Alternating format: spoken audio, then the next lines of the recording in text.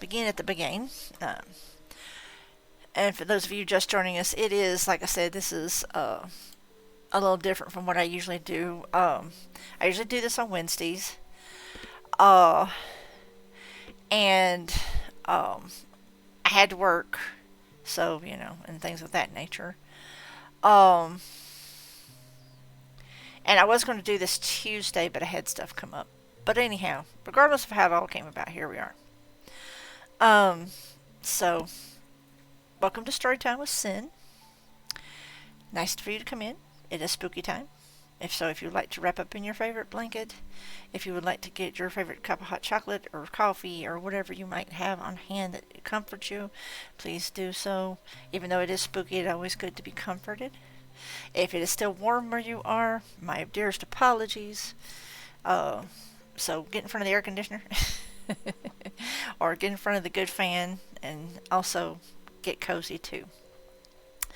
And I will give you fair warnings ahead of time before I begin.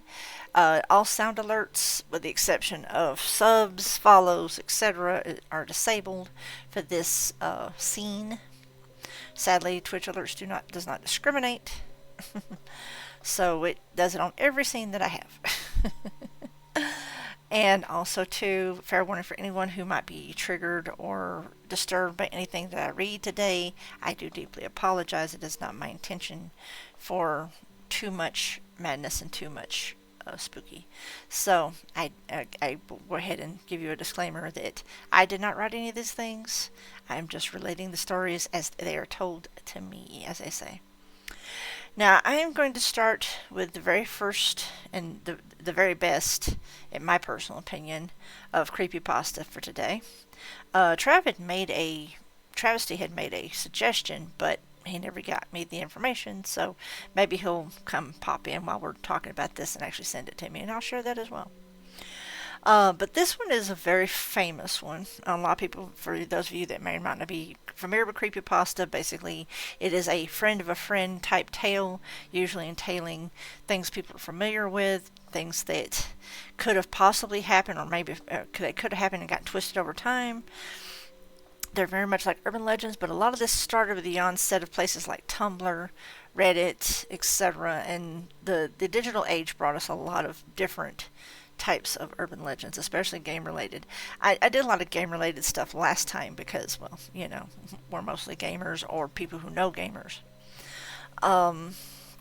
This one is the most famous, and like I said, and honestly my personal favorite, Been Drowned. It was posted here in December 19th, 2017, although I think it goes further back than that because I actually read about it a lot longer back than that. It deals with beings, entities, deaths, murders, and disappearances, famous creepypasta, strange and unexplained, video games and gaming. And it is the tale of the haunted ocarina, it's Mayor's Mask, the haunted Mayor's Mask. It said that it's going to take about an hour to read this. That's one reason I kind of set this aside for today, for being the main focus. I have a few others to follow up in case I still have time. And here we go. Buckle up, guys. This is going to be a bumpy night. Finally, after a long day, you get a moment to yourself. You take a deep breath, sigh out the day's pressures, and collapse onto a beanbag, lifting the controller to load up a game and enjoy some much-needed escapism. This time, however, escape may not be so easy. This time you've loaded up an old retro game that you bought from a garage sale, lesser-known offshoot from a well-known game franchise that you've always had a soft spot for. Unfortunately, though, you're clearly not the only person who had affection for this game, or even the only one exploring the game's pixelated reality, because on the game's leaderboard, another name, the name of the previous owner, flashes brilliantly. This previous owner has left his mark on the game, but has not necessarily left. As you continue with the gameplay, glitches begin to appear. Operations and scenarios that shouldn't be possible begin to unfold, and increasingly you get the feeling that although it is your hands on the controller, it is you who is being controlled. Suddenly the screen changes. An oddly discordant tune, warped by the slow drag of playing backwards, rings out from the speakers, and a face, at once familiar and somehow changed, appears on the screen. as long crimson streaks of fresh blood drip from the eye sockets of the face, staring forever outwards, seems to see without seeing, staring at you, through you, into you. It is at this point you begin to realize you shouldn't have done that. See, that's just the intro.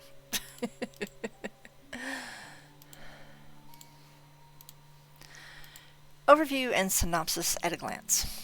As genuinely unnerving as it was groundbreaking, the creepypasta story of Ben Drowned has been widely praised for not only establishing some of the central tropes used by later creepypasta narratives, but also for its use of multi-modal storytelling, employing various formats of episodic unfolding and audience interaction with the central elements to construct its universe and mythos. Though it employs a number of older and more well-established horror tropes, the way in which these threads are woven together has led to Ben Drowned and its creator Pt2 being credited with elevating the genre as a whole. Unlike some creepypastas that evolved from a single self-contained story posted on a message board, Ben Drowned grew out of several posts initially presented as cries for help and expressly identified as not copypasta, with the poster insisting that they need your help with this. It was this initial presentation as truth and the fact that the story eventually grew on to other modes of storytelling that makes it so unique and unsettling. Its appearance and origins. There are a number of images commonly associated with Ben Drowned creepypasta, the most well-known and widely recognized being a modified image of Link from Nintendo's seminal Legend of Zelda series, modified to have eyes that are variously dark rimmed, or entirely blacked out, but seem in every case to be pouring blood. Though it is the vision mostly closely linked to the Ben Drowned story, it is interesting to note that this image did not appear, nor was it referred to in the original story. True to its creepypasta origins, the story of Ben Drowned was eventually adopted, altered, and modified by those who shared it, until this new and more popular avatar for the character evolved independent of both Nintendo, the original Link character's designers, or the creepypasta's original author, Pt2, otherwise known as Alex Hall. The character's original avatar was notably less gory, yet somehow just as unnerving, and had been simply an image of the statue of Link that, unblinking and stoic, followed Pt2 around the game just on the edge of sight. One possible explanation for the origin of the bleeding eye Ben image is the long-established stories of statues, particularly those of the Virgin Mary weeping blood. The suggestion being that the first image of the weeping Ben was intended to depict the statue image that was Ben's original avatar crying blood in a similar manner, rather than simply the Link character or an embodiment of Ben himself. Now let me take a drink. We're about to get into this. That's just the synopsis.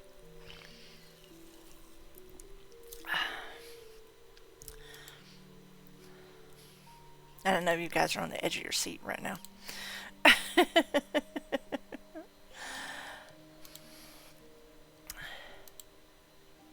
Bear with me one moment and just kind of... Okay. Now, so we begin. Ben Drowned, Part 1. Day 4. Okay, I need your help with this.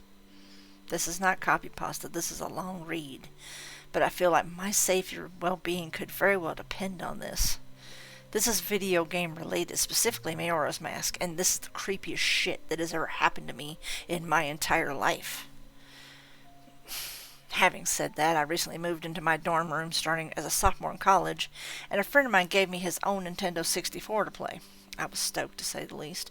I could finally play all those old games of my youth that I hadn't touched in at least a decade. Gods, that makes me feel old. Since I was around when Nintendo 64 came out. Anyway, his Nintendo 64 came with one yellow controller and a rather shoddy copy of Super Smash Bros., and while beggars can't be choosers, needless to say, it didn't take long till I became bored of beating up level 9 CPUs.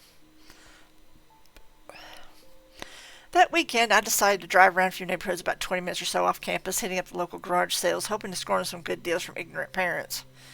I ended up picking up a copy of Pokemon Stadium, GoldenEye, fuck yeah, F-Zero, and 2 other controllers for $2. That's a pretty damn good deal, especially GoldenEye. Satisfied, I began to drive out of the neighborhood when one last house caught my attention. I still have no idea why I did it. There were no cars there, and only one table was set up with random junk on it, but something sort of drew me there. I usually trust my gut on these things, so I got out of the car and was greeted by an old man. His outward appearance was, for the lack of a better word, displeasing. It was odd, if you ask me. To tell you why I thought he was displeasing, I couldn't really pinpoint anything. There was just something about him that put me on edge. I can't explain it. All I can tell you is that if it wasn't in the middle of the afternoon and there were other people within shouting distance, I would not have even thought of approaching this man. He flashed a crooked smile at me and asked what I was looking for. And immediately I noticed that he must be blind in one of his eyes. His right eye had that glazed-over look about it. I forced myself to look to his left eye instead, trying not to offend, and asked him if he had any old video games. I was already wondering how I could politely excuse myself from the situation when he would tell me he had no idea what a video game was, but to my surprise, he said he had a few ones in an old box. He assured me he'd be back in a jiffy and turned to head back into the garage. As I watched him hobble away, I couldn't help but notice what he was selling on his table. Littered across his table were rather peculiar paintings, various artworks that looked like ink blots that a psychiatrist might show you. Curious, I looked through them. It was obvious why no one was visiting this guy's garage sale. These weren't exactly aesthetically pleasing. As I came to the last one, for some reason it looked almost like Mayora's mask, the same heart-shaped body with little spikes protruding outward. Initially, I just thought that since I was secretly hoping to find that game at these garage sales, some Freudian bullshit was projecting itself into the ink blots, but given the events that happened afterward, I'm not so sure now. I should have asked the man about it. I wish I would have asked the man about it. After staring at the Mayora-shaped blot, I looked up and the old man was suddenly there again, arm's length in front of me, smiling at me. I'll admit I jumped out of reflex and I laughed nervously as he handed me a Nintendo 64 cartridge. It was the standard gray color, except that someone had written Mayora on it in permanent black marker. I got butterflies in my stomach as I realized what a coincidence this was and asked him how much he wanted for it. The old man smiled at me and told me that I could have it for free, that it used to belong to a kid who was about my age that didn't live here anymore. There was something weird about how that man phrased that, but I didn't really pay attention to then. I was too caught up not only finding this game, but getting it for free. I reminded myself to be a bit skeptical since this looked like a pretty shady cartridge and there was no guarantee it would work, but then the optimist inside me interjected that maybe it was some kind of beta version or pirated version of the game and that was all I needed to be back on Cloud 9.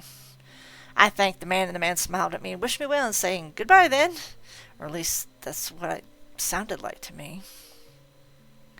All the way in the car ride home, I had a nagging doubt that the man had said something else. My fears were confirmed when I booted up the game. To my surprise, it worked just fine, and there was one save file named simply Ben. "Goodbye, Ben," he was saying. "Goodbye, Ben." I felt bad for the man, obviously a grandparent, obviously going senile, and I, for some reason or another, reminded him of his grandson, Ben. Out of curiosity, I looked at the save file. Eyeballing it, I could tell he was pretty far in the game. He had almost all of the masks and three out of the 4 remains of the bosses. I noticed that he had used an owl statue to save his game. He was on day 3 and by the Stone Tower Temple with hardly an hour left before the moon would crash. I remember thinking that it was a shame that he had come so close to beating the game, but he never finished it. I made a new file out of named Linked Our Tradition and started the game ready to relive my childhood. For such a shady-looking game cartridge, I was impressed at how smoothly it ran. Literally just like a retail copy of the game, save for a few minor hiccups here and there, like textures being where they shouldn't be, random flashes of cutscenes at odd intervals, but nothing too bad. However, the only thing that was a little unnerving was that at times the NPCs would call me Link, and at other times they would call me Ben. I figured it was just a bug, a fluke in the programming, causing our files to get mixed up or something. It did kind of creep me out, though, after a while, and it was around after I'd beaten the Woodfall Temple that I regrettably went into the save files and deleted Ben. I intended to preserve the file just out of respect for the game's original owner. It's not like I needed 2 files anyway, hoping that would solve the problem. It did, and it didn't. Now the NPCs wouldn't call me anything. Where my name should be in the dialogue, there was just a blank space. My save file name was still Link, though. Frustrated with homework to do, I put the game down for a day. I started playing the game again last night, getting the lens of truth and working my way towards completing the Snowhead Temple. Now, some of you more hardcore Majora's Mask players know about the 4th day glitch. For those of you who don't, you can Google it, but the gist of it is that right as the clock is about to hit midnight on the final day, you talk to the astronomer and look through the telescope. If you time it right, the countdown disappears, and you essentially have another day to finish whatever you were doing. Deciding to do the glitch to try to finish the Snowhead Temple, I happened to get it right on the first try, and the time counter at the bottom disappeared. However, when I pressed B to exit the telescope, instead of being greeted by the astronomer, I found myself in the Mayor Boss fight room at the end of the game, the trippy boxed-in arena, staring at the Skull Kid hovering above me. There was no sound, just him floating in the air above me, and the background music, which was regular for the area, but still creepy. Immediately my palms began to sweat. This was definitely not normal. Skull Kid never appeared here. I tried moving around the area, but no matter where I went, Skull Kid would always be facing me, looking at me, not saying anything. Nothing would happen, though, and this kept up for around 60 seconds. I thought the game had bugged or something, but I was beginning to doubt that very much. I was about to reach for the reset button when text appeared on my screen. You're not sure why, but apparently you had a reservation. I instantly recognized that text. You get that message when you get the room key from Anju at the Stockpot Inn. But why was it playing here? I refused to entertain the notion that it was almost as if the game was trying to communicate with me. I started to navigate the room again, testing to see if it was some sort of trigger that enabled me to interact with something here, but then I realized how stupid I was. To even think that someone could reprogram a game like this was absurd. Sure enough, 15 seconds later, another message appeared on the screen, and again, like the first one, it was already a pre-existing phrase. Go to the lair of the temple's boss, yes or no? I paused for a second, contemplating what I should press and how the game would react when I realized that I couldn't select no. Taking a deep breath, I pressed yes, and the screen faded to white with the words Dawn of a New Day with the subtext bars beneath it. Where I was ported to, it filled me with the most intense sense of dread and impending fear I've ever experienced. The only way I can describe the way I felt here is having this feeling of inexplicable depression on a profound scale. I'm normally not a depressed person, but the way I felt here was a feeling that I never knew existed. It was such a twisted, powerful presence that seemed to wash over me. I appeared in some kind of weird Twilight Zone version of Clocktown. I walked out of the clock tower as you normally do when you start from day one, only to find that all the inhabitants were gone. Usually with a fourth day glitch, you could still find the guards and the dog that runs around outside the tower, but this time they were all gone. What replaced them was the ominous feeling that there was something out there in the same area as me that was watching me. I had 4 hearts to my name in the hero's bow, but at this point I wasn't even considered for my avatar. I felt personally like I was in some kind of danger. Perhaps the most chilling thing was the music. It was a song of healing ripped straight from the game itself, but played in reverse. The music would get louder, building up so as if you should expect something to pop out at you, but nothing ever did. And a constant loop began to wear on my mental state. Every now and then, I would hear the faint laugh of the happy masked salesman in the background, just quite enough so that I wasn't sure if I was just hearing things, but just loud enough to keep me determined to find him. I looked in all 4 zones of Clocktown only to find nothing. No one. Textures were missing. West Clocktown had me walking on air. The entire area felt broken. Hopelessly broken. As the reverse song of healing repeated for what must have been the 50th time, I just remember standing in the middle of South Clocktown realizing that I'd never felt so alone in a video game before. As I walked through Ghost Town, I don't know whether it was the combination of the out-of-place textures and the atmosphere and the haunting melody of the once peaceful and soothing song being butchered and distorted, but I was literally on the verge of tears and I had no idea why. I hardly ever cry. Something had gripped me here in this powerful sense of depression that was both foreign and crippling. I tried leaving Clocktown, but every time I attempted to zone out, the screen would fade to black and I would just zone into another part of Clocktown. I tried playing my ocarina. I wanted to escape and I did not want to be here, but every time I played the Song of Time or Song of Soaring, it would say, your notes echo far, but nothing happens. By this point, it was obvious the game didn't want me to leave, but I had no idea why it was keeping me here. I didn't want to go inside the buildings. I felt that I would be too vulnerable there to whatever I was terrified of. I don't know why, but I came up with the idea that maybe if I drowned myself at the laundry pool, I'd spawn somewhere else and leave this place. I'm going to take a drink. As I zoned in and ran toward the pool, that's when it happened. Link grabbed his head and the screen flashed for a brief moment with the happy masked salesman smiling at me, not Link, me with Skull Kid's scream playing in the background, and when the screen returned I was staring at the Link statue from playing the song Elegy of Emptiness. I screamed as the thing just stared back at me with that haunting facial expression. I turned around and ran out back into South Clocktown. Into my horror, the fucking statue followed me, and the only way I can compare this is like the weeping angels from Doctor Who. Ever so often, at random intervals, the animation would play of the statue appearing behind me. It was like the thing was chasing me, or I don't even want to fucking say it. Haunting me. By this point, I was on the verge of hysterics, but not even once did the thought of turning off the console occur to me. I don't know why. I was so wrapped up in it, the terror felt all so real. I tried to shake the statue, but it would literally appear right behind me every single time. Link began to make weird animations I'd never seen him do before. He would flail his arms around or spasm randomly, and the screen would cut to Happy Masked Salesman smiling again for a brief moment before I was face to face with that fucking statue again.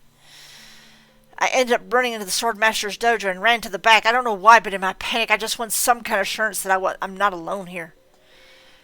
To my dismay, I found no one, but as I turned to leave, the statue cornered me in the cubby in the back. I tried attacking the statue with my sword, but to no avail.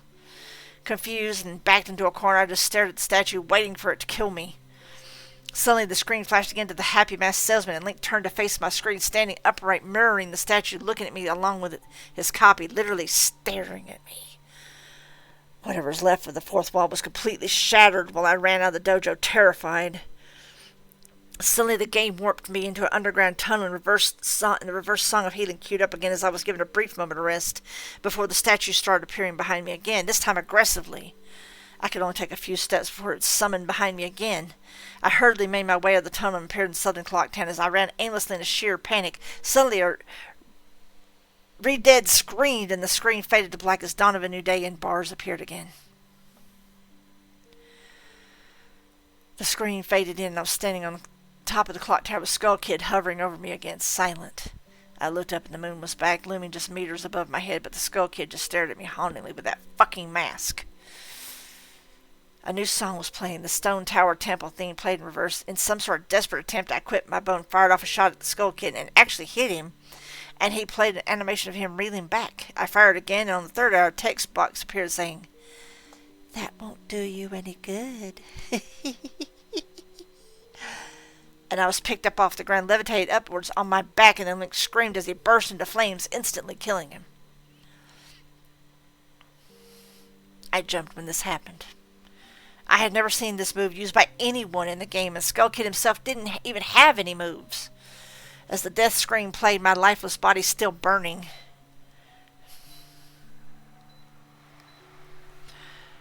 The Skull Kid laughed, and the screen faded to black, only to have me reappear in the same place. I decided to charge him, but the same thing happened. Link's body was lifted off the ground by some unknown force, and he immediately burst into flames again, killing him. This time, during the death screen, the faint sounds of the reverse song of healing could be heard. On my third and final try, I noticed there was no music playing this time, and that it was all there was eerie silence.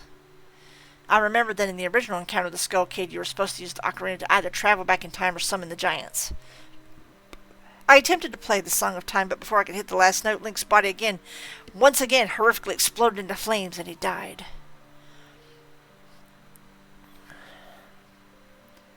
As the death screen neared its end, it began to chug, as if the cartridge was trying to process a lot of something. When the screen came to, it was the same scene as the first 3 times, except this time Link was lying on the ground, dead, in a position I'd never seen in the game before. His head tilted toward the camera with the Skull Kid floating above him. I couldn't move. I couldn't press any buttons. All I could do was just stare at Link's dead body. After around 30 seconds of this, the game simply fades out with the message, "You've met with a terrible fate, haven't you?" before kicking you out to the title screen. Upon getting back to the title screen and starting again, I noticed my save file was no longer there. Instead of Link, it was replaced with "Your Turn." Your Turn had 3 hearts, no mask, no items. I selected Your Turn, and immediately when I did, I was returned to the clock tower rooftop scene of my Link dead and the Skull Kid hovering over, with the Skull Kids laughing, looping again and again. I quickly hit the reset button, and when the game booted up, again there was one more save file added below. Your Turn, entitled Ben. Ben's save file was right back where it was before I deleted it at the Stone Tower Temple with the moon almost crashing. I turned the game off at this point. I'm not superstitious, but this is way too fucked up even for me. I haven't played it at all today. Hell, I didn't even get any sleep last night. I kept hearing the reverse song of healing music in my head, and just remembering the sense of dread I felt exploring Clock Town. I drove back to the old man's house today to ask him some questions with a buddy of mine. No way was I going there by myself. Only to find there was a for sale sign in the front yard. When I rang the door, no one was home. So now I'm back here writing down the rest of my thoughts and recording what happened. Sorry if some of this has grammatical errors and whatnot. I'm running on no sleep here. I'm terrified of this game, even more so now that I relived it a second time writing all this down, but I feel like there's still more to it than meets the eye, and that there's something calling to me to investigate this further. I think Ben is something in this equation, but I don't know what.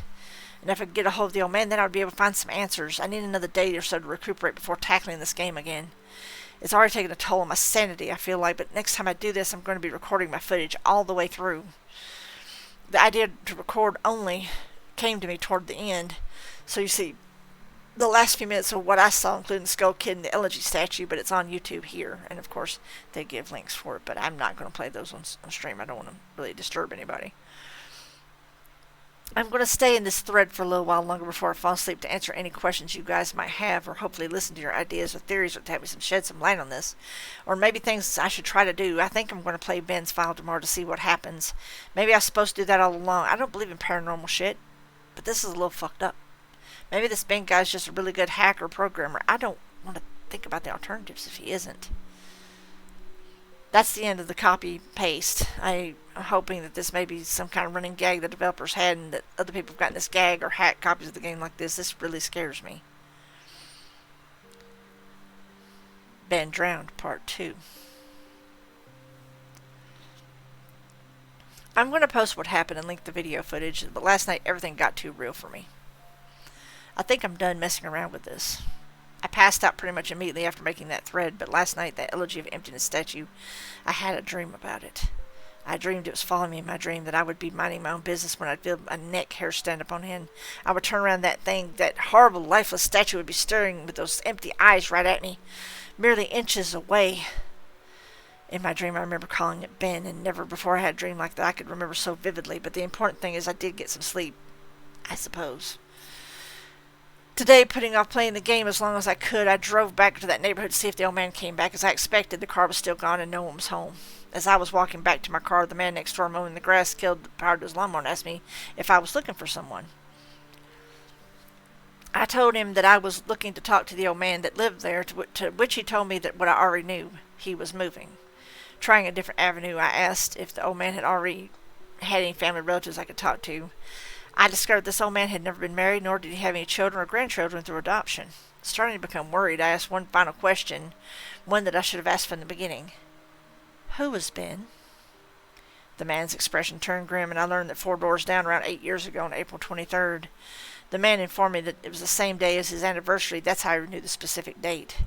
There was an accident with a young boy named Ben in the neighborhood. Shortly after his parents moved, despite any further attempts to talk to the man to get more information, he wouldn't divulge anything else. I went back and started playing again, loaded up the game, and immediately jumped at the title screen when the mask flies by. The sound that played was not the normal whoosh sound, it was something more high-pitched.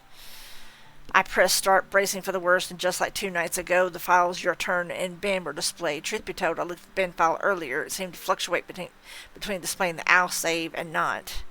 I brought up the Ben file, hesitated for a moment, noticing that the stats were not the same as they originally were 2 days ago. It seemed like he had already completed the Stone Tower Temple this time. Summoning my courage, I selected it. Immediately, I was thrown into complete chaos. Sure enough, I was outside Stone Tower Temple, but that was about all I expected. The zone itself wasn't called Stone Tower Temple, but rather Stone. Immediately a dialogue box of complete gibberish that I couldn't make out greeted me. Link's body was distorted, his back was cocked violently to the side where his posture was permanently disfigured. Link's expression was dull, almost monotonous. He had an expression on his face that I didn't recognize before. It was a blank look, as if he was dead. As Link stood there, his body spasmed irregularly back and forth. I examined what had become of my avatar and noticed I had a C button item that I had never seen before. Some kind of note, but pressing it did nothing. Sounds played back and forth that I did not recognize from the game, almost demonic in nature. and there was some kind of high-pitched yip or some kind of loud laugh or something playing in the background. I had all 2 minutes to take in the environment before another one of those fucking Elegy of Emptiness statues was summoned immediately after I was cut into Dawn of a New Day screen, except this time without the bar's subtext. I was a Deku scrub in Clocktown. This scene would normally play after the first time you travel back in time. Tat will say, well, what just happened is as if everything had, but instead saying started over. She finished her remark in the broken text as the laugh of the happy masked salesman played in the background. I was put back in control of my character, but from a fucked up camera angle. I was looking from behind the door to the clock tower, watching my avatar run around as a Deku scrub. Seeing as I had really no place to go because I couldn't see anything, I begrudgingly went inside the door there. I was greeted by the happy masked salesman who simply told me, "You've met with a terrible fate, haven't you?" Before the screen widened out. I was in Termina Field as a human again. I might as well have not been playing the same game anymore. I was being warped around and there was no sign of a day clock or anything. It took a moment to get my bearings. As I looked around the field, immediately I could tell that this was not normal. There were no enemies, and a twisted version of the Happy Masked Salesman theme was playing.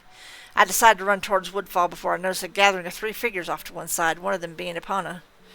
As I approached them, to my horror, I saw the Happy Masked Salesman, the Skull Kid, and the Elegy of Emptiness statue just standing there. I figured maybe they were bugged out, but by now I told myself that I should know better. Nevertheless, I approached them carefully and found that Skull Kid was playing some kind of idle animation on loop.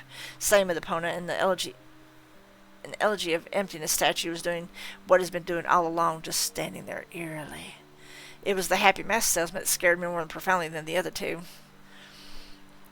He too was idle, wearing that shit-eaten grin, but wherever I moved, his head slowly turned and followed me. I had not engaged in any dialogue with him, nor was I in combat with him, yet his head still continued to follow my movements. Reminded my first encounter with the Skull Kid on top of the clock tower, I pulled out my ocarina, to which the game played the ding sound when you're supposed to play your ocarina, and tried a song I hadn't played yet. The Happy Masked Salesman's own song, and the song that had been playing on loop back in Day 4, the Song of Healing. I finished playing the song, and as I did, an ear-piercing shriek blasted on my TV. The sky immediately started flashing. The Happy Masked Salesman's twisted theme song sped up, intensifying the fear inside me, and Link exploded into flames and died. The 3 figures stayed lit upon my death screen as they watched my lifeless body burn. I can't describe to you how sudden and terrifying the transition from eerie to terror is. You're going to have to watch the video if you want to see firsthand.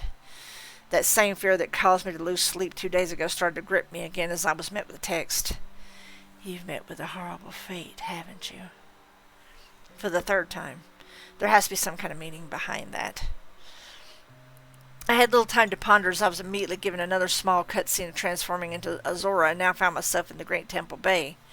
Hesitant but curious to see what the game had in store for me, I slowly made my way toward the beach where I found Epona. I wondered why the game had decided to put her here. Was the game implying she was trying to get a drink? Unable to take the mask off, I decided that riding the steed wasn't the reason why she was placed there. Suddenly I realized that Epona kept neighing in the way she was angled, made it look like she was trying to signal to a point off in the distance. It was a hunch, but I dove into the Great Bay and started swimming. Sure enough, I almost missed it.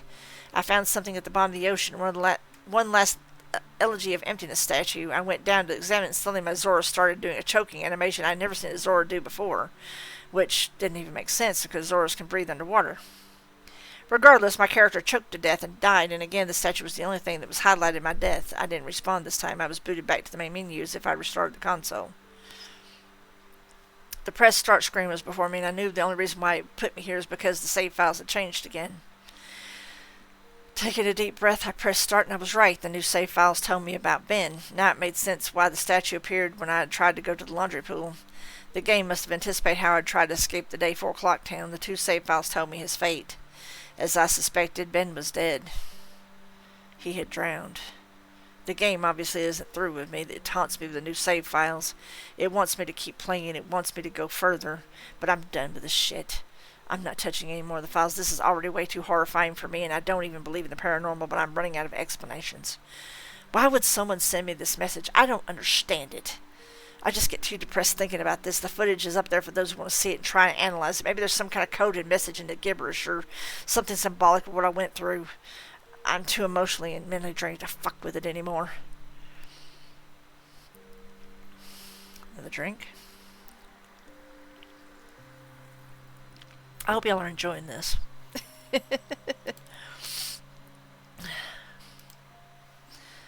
Ben drowned, part 3. Apparently he wasn't as done with this shit as he thought. I know it's early in the morning. I've stayed up all night. I can't sleep. I don't care if people see this. That's not the point. I just want the word to get spread so I don't suffer for nothing. I've lost the will to type about this. The less I dwell on this, the better. I think the video just speaks for itself. I did what you guys told me to do. I played the Elegy of Emptiness song at the first prompt by the game I was given.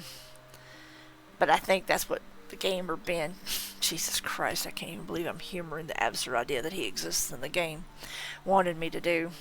He's following me now. Not just in the game, he's in my dreams. I see him all the time, behind my back, just watching me. I haven't gone to any of my classes. I've stayed in my dorm room with the windows closed and the blinds shut. That way, I know he can't watch me. But he still gets me when I play. When I play, he can still see me. The game is scaring me now. It talked to me for the first time, not just using tech that's already in the game. It spoke to me. Talked to me. It referenced Ben. It talked to me. I don't even know what it means. I don't know what it wants. I never wanted this. I just want my old life back. Stuff like this doesn't happen to people like me. I'm just a kid, not even old enough to drink yet. It's not fair. I want to go home. I want to see my parents again. I'm so far away from home here at this school. I just want to hug my mom again. I just want to forget that statue's horrible blank face. My original game file is back just the way I left it before it was gone. I don't want to play anymore. I feel like something bad will happen if I don't, but that's impossible. It's a video game. Haunted or not, it can't hurt me, right? Like, seriously, though, it can't, right? That's what I keep telling myself, but every time I think about it, I'm not so sure. Ben drowned, part 4. Let me just clear things up. I know you guys are worried, but Judge Usable's okay. He finished moving. Let me get that. Let me start that over. I apologize.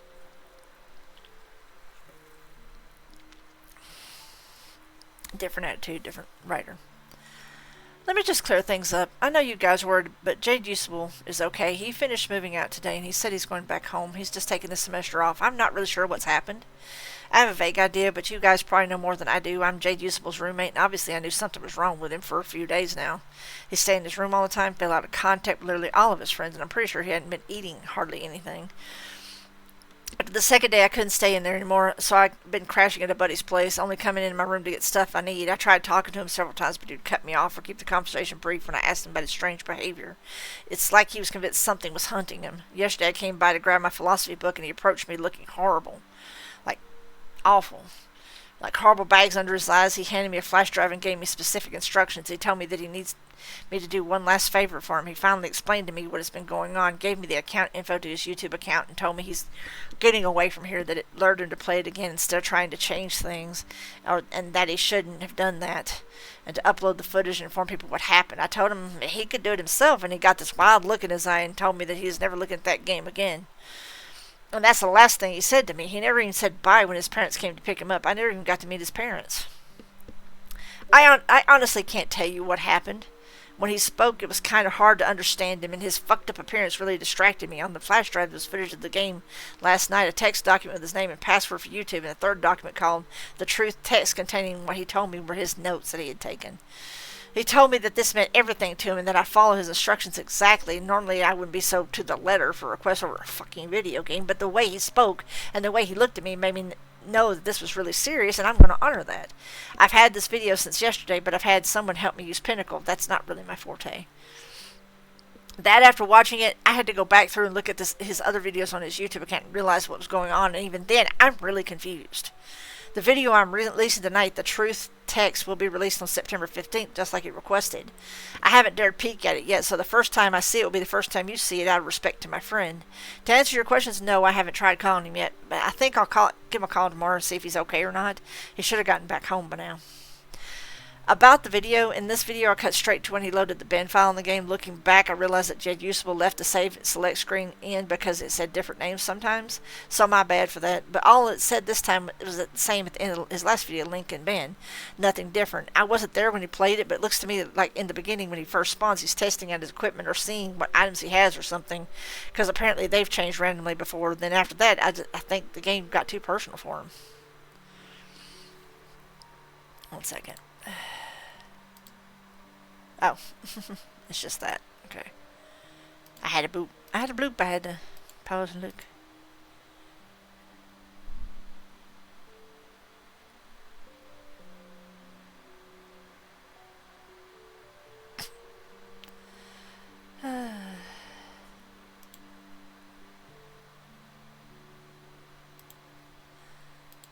Anyway. Actually, I have ad breaks starting in 25 seconds. So I'm going to take a pause for the cause, and I am going to wait about continuing because I don't want anybody missing anything.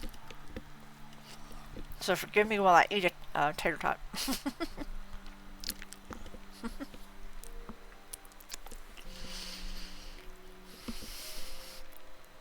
It's a very powerful story, and I don't want to break it up with ad breaks and stuff. I'm so sorry for eating on stream. I apologize. I hate doing that.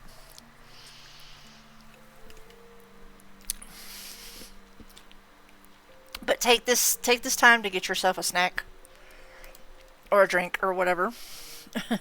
This is my intermission. I made nacho tots.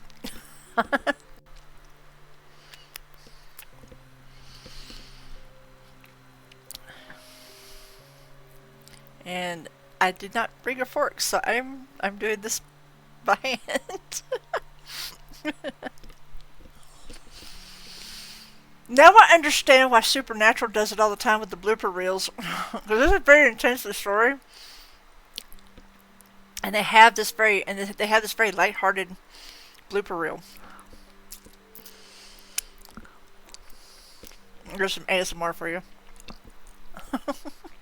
Sorry. Tater tot ASMR.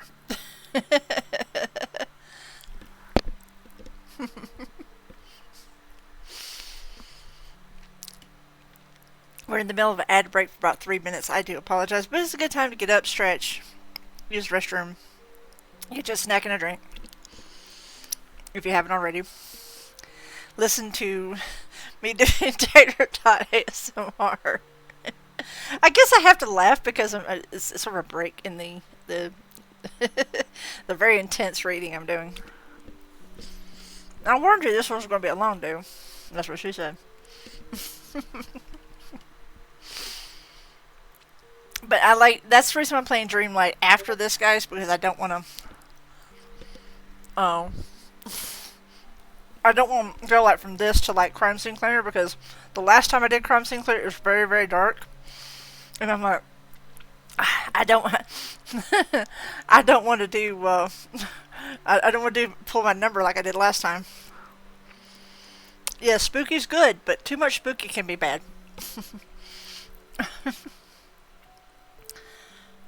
And I apologize for the ad break, guys, but sadly it is a necessary evil.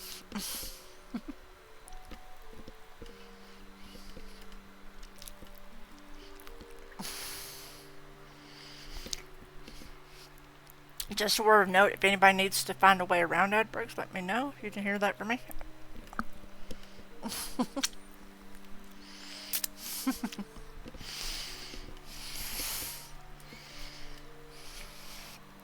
I apologize for I usually don't do the lips making and all that mess. I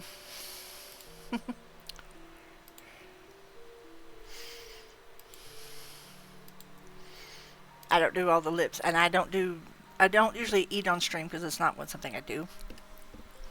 But I haven't eaten today, and that's my bad. I'm sure people like Twister will probably shoot me for that, but he's not here.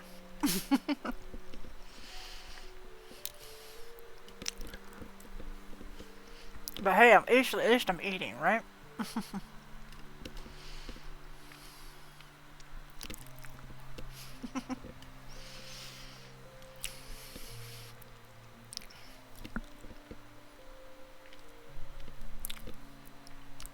pretty glad I don't have a good, like, Blue Yeti. Because y'all would hear all of this. I do have a good microphone on my throne, though. Yeah. Alright. Let me get back to the action. I'll have to pause from the consumable at the moment. I ate about half of it. Yes, and hope. Alright. Time for everybody to settle back down and let us finish this. Sorry about the tater tot ASMR. Anyway. Been Drowned, Part 5. The Truth. Hey guys, Jade Usable here. This will be the last time you'll be hearing from me. This is my final gift to you. These are the notes that I have taken and the realizations I have made. Before I delve into this, I want to thank you for following me and thank you for listening. It feels like the weight of a powerful burden is about to be lifted. By the time you read this, I won't be around anymore. But after spending 4 days with this maddening game, I've begun to understand what's really at play here, and hopefully after reading this, we can ensure that this never happens again. There are things that I could not share with you while this was going on due to the circumstances to which I'll explain. With Ben blocking any attempt I made to try and relay the truth to you, I tried ever so subtly to warn you guys in various ways.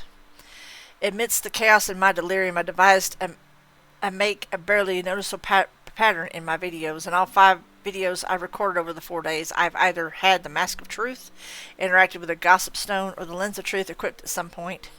For you Zelda enthusiasts, these are all symbols of honesty and trustworthiness, and I would hope that one of you may have picked up on the reference. As I played the file, which I would name Ben, being mindful of how Ben was watching over my every move in the game, I made a point of avoiding doing anything too obvious, but I sent out a hidden message to you guys.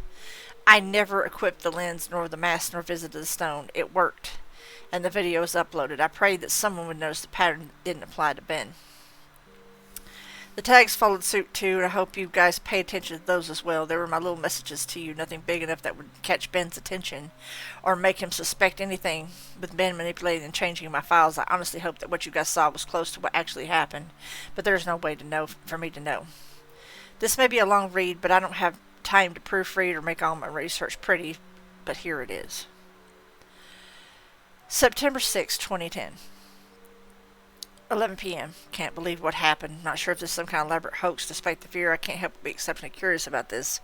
Who or what is this statue? A lot of questions here. I'm starting this document as a diary so I can keep track of everything. I'm typing up a summary of what happened so I can come back to it later. September 7th, 2010. 2:10 a.m. Summary was posted here. You can go back and look at my first post for day 4 WMV for that. 4:23, I can't sleep. I've been trying so hard, but the harder I try, I just get more restless. I just feel like that statue is appearing whenever I close my eyes. 8:20 a.m. Didn't sleep at all. Just going to start my day. I didn't think I'd have the energy to go to class today. I'm going to drive back down to talk to that old man, taking my buddy Tyler with me just in case. 1:18 p.m. Back home now, no sign of the old man. Really weird that he appears to be moving the next day. But maybe the for sale sign was up there yesterday and I just didn't notice it. Tyler wants me to know what's got me all worked up. I didn't tell him. Gonna eat. Feel like death. 3:46 p.m. I could have sworn driving back from Subway that I saw the LG statue buried in some shrubbery staring at me go by. Now I definitely need some sleep. 5 o'clock p.m. Don't think a lot of people would believe me if I told them about what's happening. I think I'm going to try posting this on the internet. Think I'll just use the summary. These notes are pretty sporadic. 6 p.m. Connected my capture card to my computer to upload the footage. Thought my computer froze for a second. Made this strange popping sound when I hooked everything up, but now it seems to be working fine again. My computer can't die on me now. 7 p.m. Footage is finished uploading. The quality's a lot better than I thought it'd be. Gee, guess this is really special cartridge. I've never had it come through this clear before. 8:45 p.m. I thought I saw the icon pop up on my desktop that looked like the statue's face for a split second. It gave me quite a scare. Getting really unnerved and delirious. I'm going to crash after this. 9 p.m. Began uploading my YouTube video on an alternate account. 9:03 p.m. I don't remember having uploaded a Vampire the Masquerade Bloodlines video last year. This is probably the account that I shared with a friend of mine last summer. I hope he doesn't mind me using it to upload this. 9:55 p.m. Posting a summary of day 4 with a link to the YouTube video. Going to try to stay awake, but I'm so tired right now. September 8th, 2010. 10:48 a.m. I had a dream about the statue. I dreamed it was following me in my dream. I'd be minding my own business when I'd feel my neck hair stand up on end. I would turn around that thing that Horrible, lifeless statue would be staring at me with those empty eyes right at me, merely inches away. In my dream, I remember calling it Ben, power suggestion, most likely, and never before I had a dream that I could remember so vividly. 11:21 a.m. I really don't want to play this game again. I think I'm going back to see if that old man's there instead. 1:35 p.m. No old man, but an interesting conversation with his neighbor. I'll post the full thing with my summary of tonight's attempt at playing the game. Going to wait for a bit, though, and see if I can't dig up any information on this Ben guy. 2:45 p.m. I've been getting random and inexplicable headaches due to lack of sleep and keep hearing that song in my head. Also, it's flu season, so I need to be careful not to get sick. My immune system's going to be shit right now because of all that all-nighter. 3 p.m. Nothing. 3:02 p.m. My computer just on its own opened up a text document and wrote the words hi and www.cleverbot.com by itself. What the fuck? 3:46 p.m. I went to the website. It's one of those bot chatting programs. I think it's best if I just let the conversation speak for itself. The conversation with the Cleverbot. Hello? Cleverbot. Hello. Who is this and how are you able to control my computer? Who am I? Right. Forgot you're a bot. Do you really think that? Listen, I know whoever's fucking with my computer can see my screen right now. Yes. Yeah, and I wager that you're one of those IT kids who thinks it's tough shit. You know what you're doing right now is illegal, right? Is it? No shit. Are you familiar with the terms invasion of privacy? Get the fuck off my computer, kid. I am your computer. Cool story, bruh. Anyway, I'm calling DPS. You picked a bad time to fuck with me, kid. Should I wait till you play the game then? What? That game? Majora's Mask? Yes. How'd you know about that? Because. Because what? I did it. Did what? I played with you. What the fuck? Were you scared? Who the fuck is this? Ben? The statue? You're inside my computer now? Yes. How? You connected me. How the hell did I connect you? Cables and cords. How? Tell me about yourself. What? Tell me about yourself. What do you mean? What is it that really scares you? What the fuck? Answer. No. Answer. What the fuck? How the fuck did you just open that by yourself? I'm your computer now. How much can you control? All. What do you want from me? To entertain. You're stuck inside there. You can't hurt me. Ha! Go play. No, you can't hurt me. Took you longer to type that. So? You're not sure. If you're so powerful, why use a ridiculous website like this to chat with me? Less messy, more structured, fun. Fun? Yes, tradition. I like it. You think it's funny, amusing, and my notes? You may write them down. Why are you letting me? It is amusing to see what you think of me. Window closes.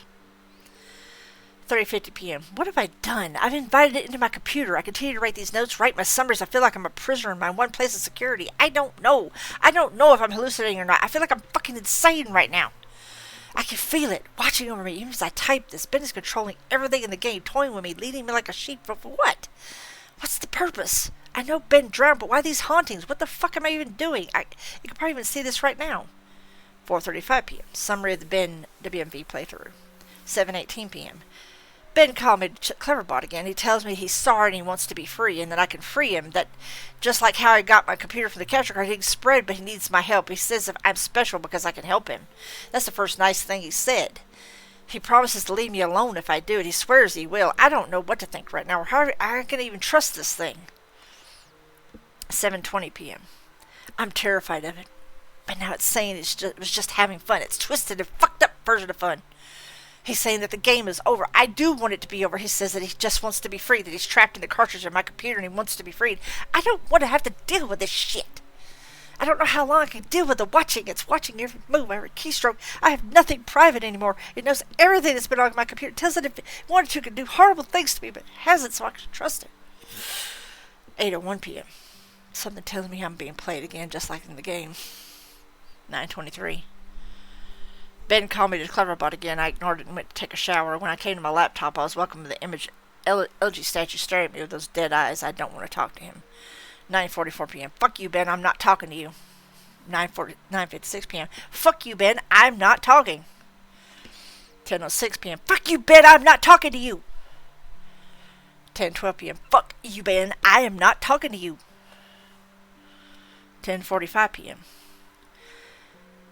It's been more than a half an hour and the messages have stopped. Ben has stopped. I'm beginning to think that Ben isn't confined to just my computer or cartridge. I'm beginning to feel something. It's hard to explain it. I've never been spiritual, but there's something different about the air in my dorm room now. 11:42 p.m. I'm beginning to see the elegy statue randomly as I search the internet places I should and places where he shouldn't be. I'd be scrolling down, suddenly I'd be staring at a picture of an elegy statue. Always the elegy statue. I don't know how much more of this I could take. September 9th, 2010, 12:35 a.m. My worst fears confirmed. Ben has tampered with my summary of Ben WMV. I looked at the summary that I posted on various forums with the Ben WMV file and parts have been omitted. There's no mention of Ben existing outside the game. There's no mention of the Moon Children. How could he have been that quick to delete the post without me knowing? I'm wondering if maybe it appeared to me that I was posting everything, but in reality Ben would post his own censored version. I'm going to ask Ben why he did it. 12:50 a.m. He isn't responding to me on Clever Bot. It's just giving the generic responses it usually does. I'm just talking to a bot this time. 1:24 a.m. I think Ben is mad at me. 10:43 a.m. The Moon Children appeared in my dreams last night. They lifted up their massive rib with hideously disfigured faces.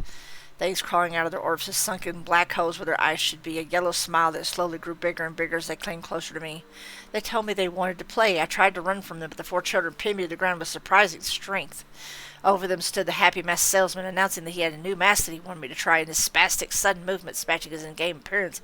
He took out a mask of modeled off someone's face that I couldn't recognize, a younger-looking face, and handed it to the Moon Children. Giggling, they lashed it to my face, their horrible, broken bodies bouncing up and down. 2 of them held me down while the other 2 began to sew the mask onto my face. My shrieks and screams caused the happy masked salesman's face to turn the most horrific smile I'd ever seen. He sporadically moved around, examining this procedure like a curious doctor in that impossible movement. I flailed around, but it was no use. My eyes rolled back in my head because of the pain. It felt so real, but I couldn't wake up. I couldn't wake up no matter how hard I tried. I couldn't wake up. After the mask was melted onto my flesh, they began sewing my legs together, and then my arms. The horrific feeling of a needle puncturing your legs and pulling them in, rupturing your Achilles tendons and tying them together, resonated throughout my entire body. I tried to scream, but the mask was pressed so tightly against my face that it was my new face, and my new face had no mouth. I didn't make a sound. I tried telling myself in my head that I was dreaming, tried to tell myself again and again, and suddenly the Moon Children stopped and looked at me. They just stared, and the happy masked salesman slowly bent down and stared at me, inches away from my face, and grinned when he simply said, "You've met with a terrible fate, haven't you?" Before the Moon Children resumed with increased vigor, I couldn't wake up. It wouldn't let me wake up till they crafted me into another elegy statue. I woke up sweating, crying, and shaking uncontrollably. I immediately ran to my computer and went for Ben. 9:10 conversation. Answer me, Ben. Welcome back. What is the point of doing this? Why? Amusing to see. How? Fun to play, fun to toy with you, make you feel safe. I wonder how you would have reacted. To what? If I hadn't revealed myself and stayed hidden, only doing little things to play with you. Close out your windows, turn off your computer, move your mouse by itself. Little things make you wonder if I am there, but you never know. Give your little hints that I am. I wanted to do something different with you. You did this before? Yes, and I will do it again. To who, Ben? Did you know Ben? Won't tell that information to you. How did Ben die? You know. No, but how did he drown? Won't tell that to you. Why? It is reserved for another. Who? Another who asks. When? Later. The window is closed. I'm beginning to think that this thing maybe isn't Ben at all, but in its sadistic nature I wouldn't be surprised if it took the boy's name after it killed him. 12:04 p.m. My room is beginning to feel different again. There's something out there. I feel really threatened, like there's something that is trying to reach out to me and strangle me, but I can't quite get there. 12:46 p.m. I think Ben doesn't want to play with me anymore. I'll play again. I'll play the game again. Ben, can you see this? I'll play the game again. Please, just stop this. Please. 1:41 p.m. I'm going insane trying to decide what is real and what isn't. Is Ben just playing a trick on me, or is this for real? Is Ben generating these replies, or are people actually posting them? Did I just see that screen flicker, or was it my imagination? Imagine depending on the internet and trusting your eyes for your entire life and then being blinded. You can't rely on it anymore. You second-guess everything. For brief moments, I am looking at my responses to the videos. People were pointing out things that looked fake, photoshopped, or whatever, and there's literally no way for me to know if Ben changed something on purpose to try and shut me up. Or maybe those replies were just constructed by Ben to try and discourage me from even reaching out. See, I get fucking caught in an infinite mind fuck loop, and like this. This is what has been wearing on my sanity and pushing me to the edge.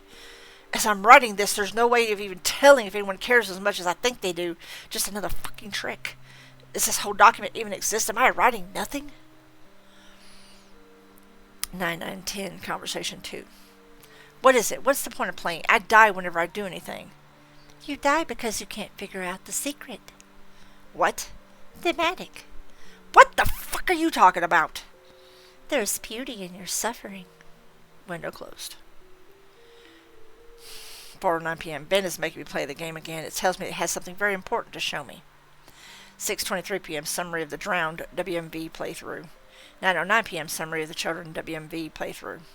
September 10th, 2010. 11:52 a.m. The Drowned WMV playthrough was up when I woke up today. I remember typing it up, but I don't remember him posting it. He censored it again. There's no mentioning of the old man. I have no voice anymore. I'm only posting what he wants me to. I'm the mask he uses to disguise himself as he lies. 11:55 a.m. There's an entire video summary of a video I don't remember doing. Reading through the summary, this sounds morbid, resembling my dream for 2 nights ago, except a far more sadistic scale. These moon children, there's something more to them, almost as if they're another entity from Ben. Something happened last night that I can't remember. I'm posting the 4th summary into the forums now. Shadow in my chair moved. 12 p.m. Ben won't let me visit YouTube. I can browse the rest of the sites, but he keeps exiting the window when I go to YouTube. Why? 2:02 p.m. I'm feeling the air start to constrict. I don't think I'm alone here. Whatever aura has been here is getting more violent. 2:44 p.m. I'm trying to contact Ben on Cleverbot. He's not responding. I just get the AI. 3:51 p.m. My ears aren't fooling me. I'm hearing the reverse song of healing. I keep hearing it. 4:23 p.m. Now I'm positive of it. Earlier I thought it was a weird coincidence, but just now I went to open a window and 3 floors down at ground level I saw the old man. I'm completely positive I did. The same guy. He was just staring up at my window, standing in the middle of the campus. If any students took notice of him, they didn't seem to acknowledge it. And that's where my notes end. I fled my room, taking the cartridge with me. I don't want to go into details of what happened. I'll lose my train of thought as I hammer out these last details. It's been roughly 2 days since then. This is my last summary and service to you of the final video you guys saw, Matt.wmv. The last video entry I made, Matt.wmv, began as normal. I was spawned at clock town as usual, and nothing seemed to be out of place. Determined to set things right and play the Oath of Order on top of the clock tower on the 4th day, I prepared myself. I sped up time and got to the final day, making my way to the observatory. As I got up to the telescope room and approached the astronomer, he would not let me look into his telescope. He told me that it would be cheating and that I should follow the rules. Despite my repeated efforts, the game would not let me do the 4th day glitch, no matter how hard or where I tried. I tried working around the game and doing the glitch, but it was adamant this time. Regardless of it, I simply had the illusion of free will in prior games. This time the game became more aggressive than anything I'd ever seen. It eventually told me to go to Ikana Canyon, where the game would end and it would stop haunting me. Anxious and desperate to end this nightmare, I played the Song of Soaring and ended up there. I was told to check my inventory, that I would find answers there to end the game. I arrived at Ikana Canyon and saved my progress at the owl statue. As I searched through my inventory, I finally noticed that I was missing a recurring song, the Elegy of Emptiness. Obviously, once I traveled there and learned the song, I suppose that was the last thing I needed before Ben decided he had enough fun playing with me. Ben is a manipulator. He tries to fool his victims into security, makes you drop your guard like a Venus flytrap. He ensnares them. I am nothing but a puppet to him. He enjoys seeing what kind of human emotions he can tap into by doing different things.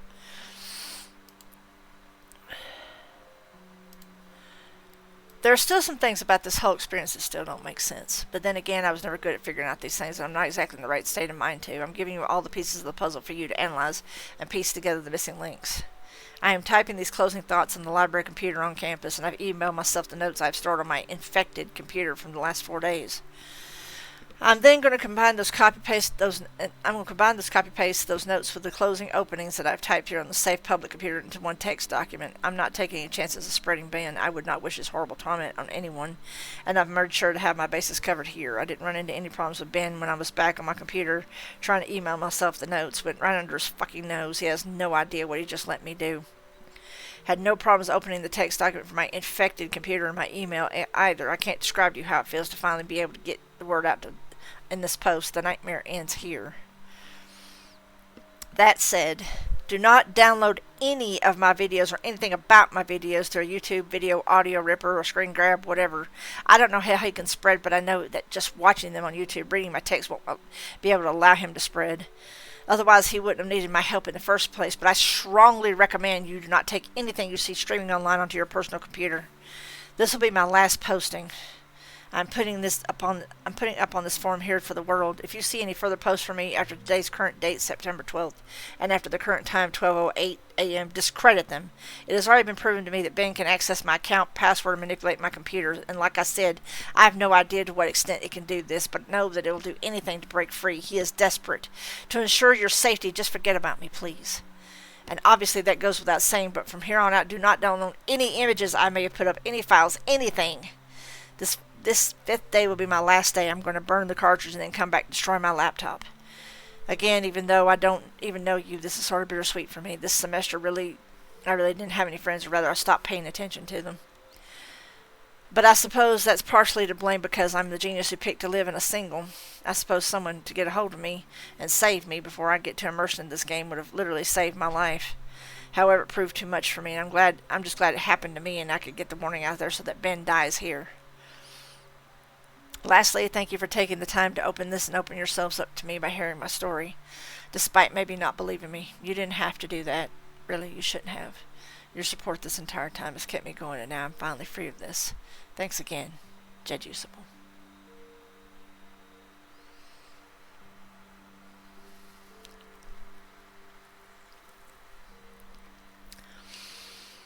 And here's a little bit of a breakdown. Madness in the method. Part of the effectiveness of the Ben Drowned story comes from the manner in which the story was unfolded to the audience, both in the pacing, the use of several storytelling modes, and initially the presentation of the narrative as a true story. Basically, the story works so well, not just because of what is told, but how it was told.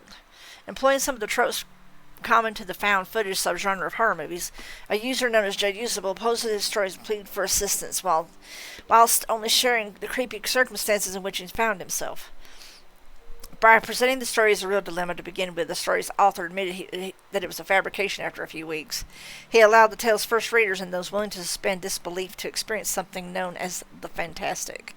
Without going too deep and getting all nerdy and boffin-like about it, the fantastic is the name given to the state where the reader of a story doesn't quite know whether the tale is true or false.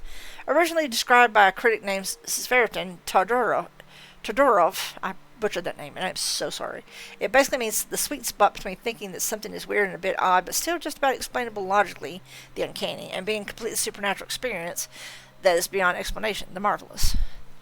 When the reader is teetering between these 2 points and unable to decide conclusively whether a story is one or the other, they experience the fantastic.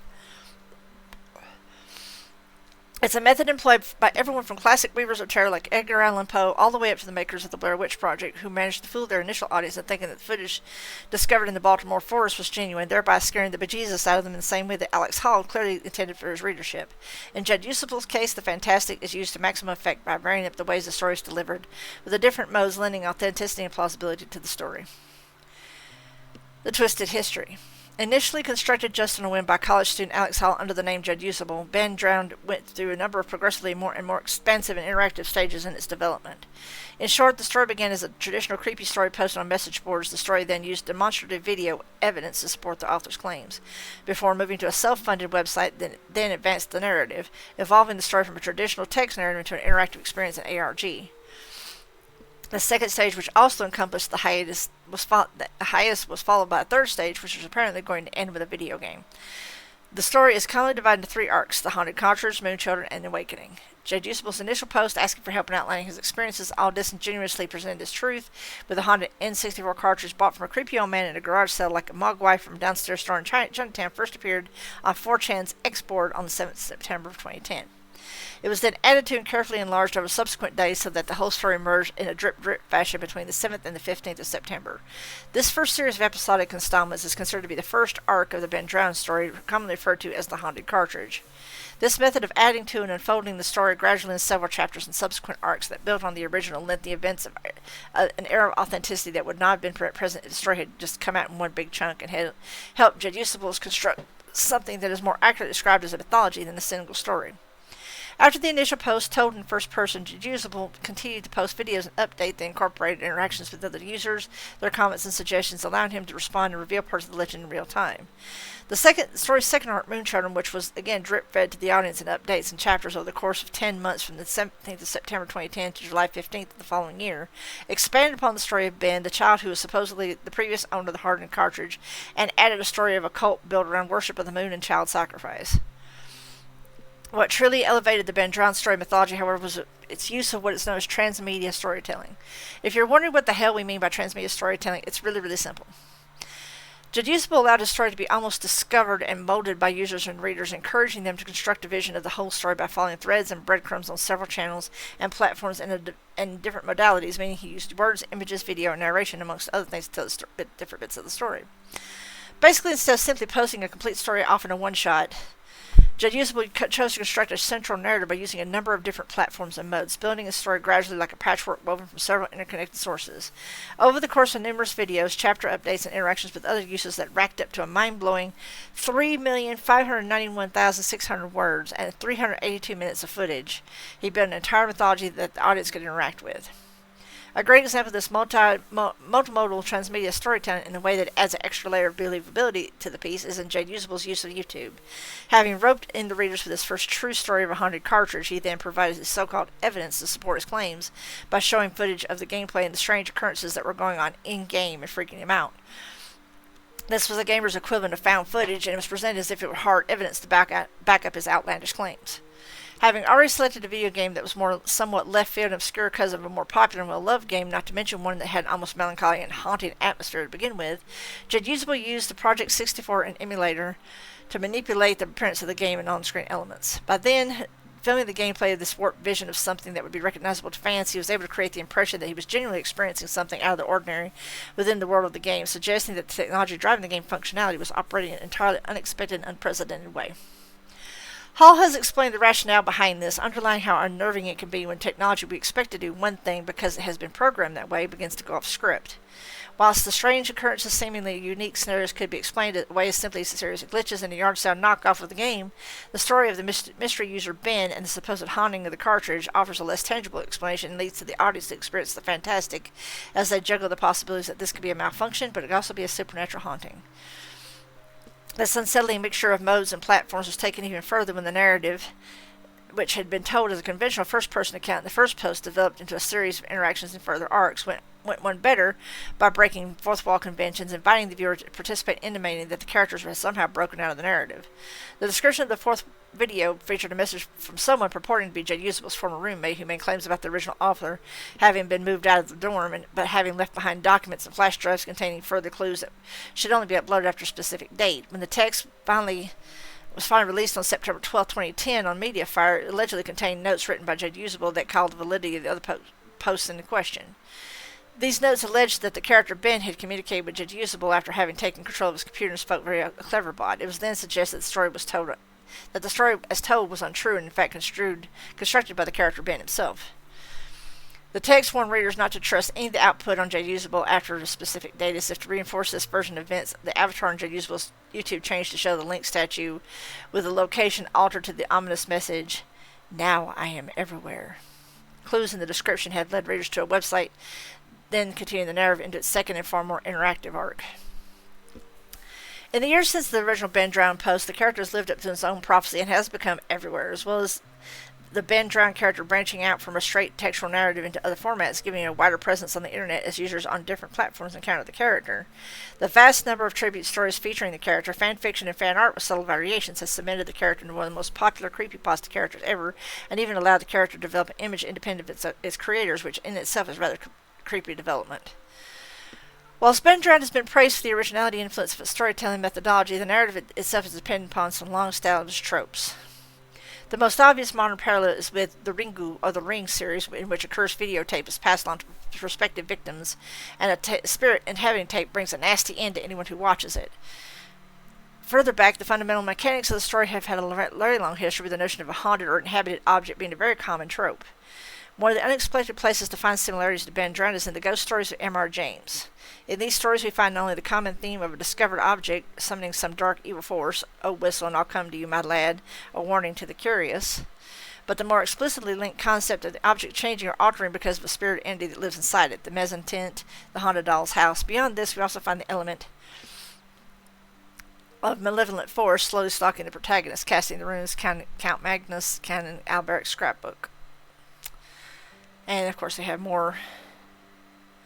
And it is considered a well-cooked pasta. I'm actually going to post this in the links and photos and memes for anyone to actually, if they want to take a look at it for themselves and decide they want to risk the ire of Ben. They can actually watch the videos and stuff that it entails there. That's the Ben Drowned summary, and actually took longer than expected. Now I'm going to read ahead on this right quick. This is another one that I had loaded up. Actually, no, I'm going to do this one, The Rugrats Theory. This was posted on Halloween 2011, so it's been 2011. Yeah, quite old. This is a very short story. I hope y'all are enjoying this, by the way. Original version. The Rugrats were figment of Angelica's demonic and unimaginable imagination. Chucky died in 1986 along with his mother. That's why Chaz is a nervous wreck all the time. Tommy was born in 1988, but he was stillborn. That's why Stu is constantly in the basement making toys for the son who never had a chance to live. The DeVilles had an abortion in 1990. Angelica couldn't figure whether it would be a boy or a girl, thus creating the twins. As for All Grown Up, the teenage Angelica became addicted to various narcotics, which further aggravated her schizophrenia, bringing her back to her childhood, and thus the creations she obsessed over because of the time lapse between the present and the last time she interacted with her creations. She made them older. Angelica was constantly taking hits of acid, so she would never have to live without her creations, who were her only company. In a judgmental world, Angelica's mom actually died of a heroin overdose in 1982, just after Angelica was born, and Drew, in his depression, married a gold-digging whore that Angelica idolized because she fooled herself into thinking it was her real mom, but always had a concept of her mom, Cynthia, and took a Barbie doll and made it after her mom's image, wearing an unwashed orange dress and having jacked-up hair, which is why she's so attached to it. Later in life, she followed in her mom's footsteps with drugs and everything, dying of an overdose at age 13 when All Grown Up was cancelled. The only Rugrat not to be fictional, however, was unborn Tommy's brother Dill. However, Angelica didn't know the difference between Dill and her creations, although Dill didn't follow her commands. After endless crying and refusal to disappear like the others did when Angelica was angry with him, she hit him. Due to this, he sustained a brain hemorrhage, which resulted in deformation. As he grew up, his damage only became more evident, and by the time he was 9 and all grown up, he lived as an outcast, being ridiculed for his weirdness and retardation.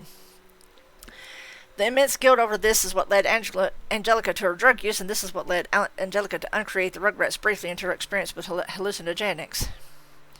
On a trip to Paris to find love, Chaz married a woman named Kira. He was actually going to marry a different woman named Coco, but she just wanted him for his money, who had a daughter named Kimi, who was torn from her because she was a cocaine addict. Angelica imagined her from Kira's stories. He lost his mind after the death of his wife and was in denial that she was ever a prostitute. Upon return to America, Chaz and Kira married and she got her green card. It was actually a really happy romantic story. Kira actually struggled with the addiction and was relatively happy with her life in Chaz. Susie was actually Angelica's only friend who entertained the thought of Angelica's creations for her sake. Angelica spent the last days of her life in the back of the school cafeteria, imagining friends around her and playing with the lives of her creations. Yeah, it's pretty dark. And then go into a tweaked version. I'm actually going to link that one as well. I should have linked the ones I read last time, and I'm so sorry for that. I should really have done that. And like I said, y'all are more than welcome to, read any of those in the Discord. I post them in the Discord. Let's see. Let's see if I can actually find the ones that I actually, let's see.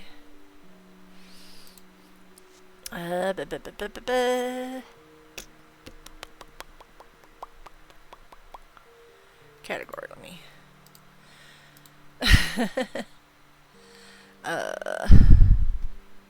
Meh. Need to find one that.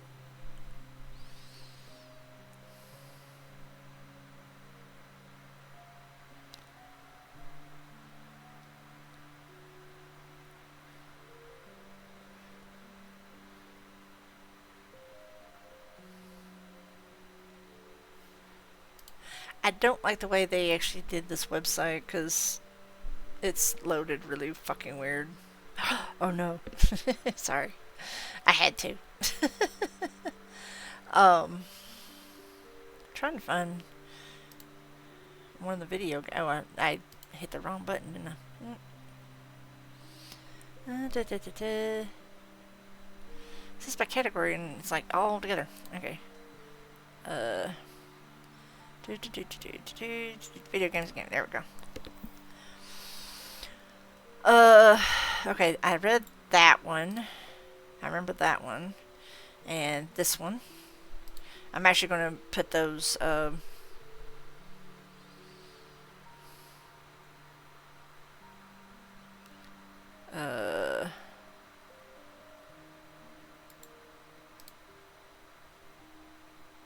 yeah. There's certain ones I know that I have read, and I'm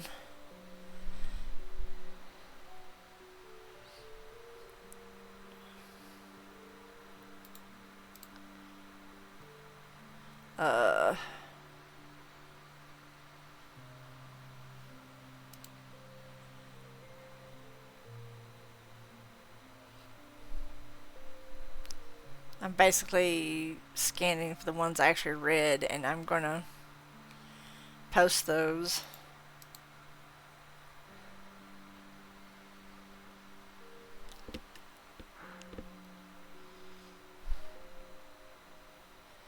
But I'm also going to get to the, that should be interesting.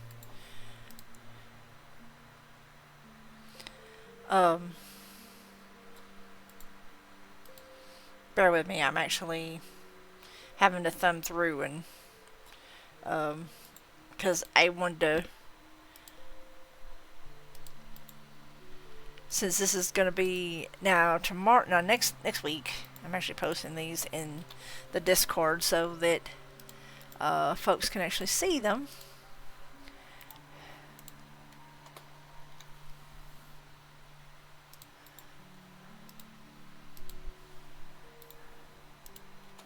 And if anybody's wondering, like, suddenly links all over the place, I'm basically posting the ones I had read the last time so that folks can actually get a chance to read them. Because I like to read, but also like to share as well. So,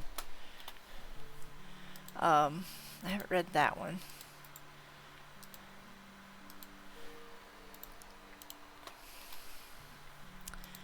Some of these are very short, some of these are very long. I kind of went away from video games. Well, away from video games because I'm just basically. There is no other page. Okay, good to know. We'll go to the first page and go grab that, and I'm actually going to post that too, so as a sort of a overshoot. Anyway, okay. Now that I have that done, okay. This one's called Fallout 3 Number Station. It is posted on November 12th, 2012. Rites and Rituals, Strange and Unexplained Video Games and Gaming, anonymously authored. Fallout 3, fanfiction, etc. and so forth. Estimated reading time, 5 minutes. Just a very short one. And let me go ahead and post that one as well. So that way, folks can actually read them at their leisure and go, aha, that's what she was reading about. And I hope you guys are actually enjoying.